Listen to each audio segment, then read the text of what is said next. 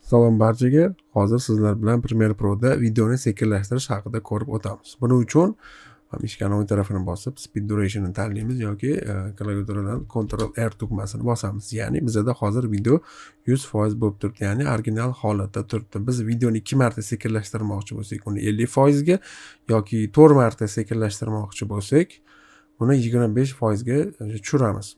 Albatta, sizlar FPS ga qaranglar.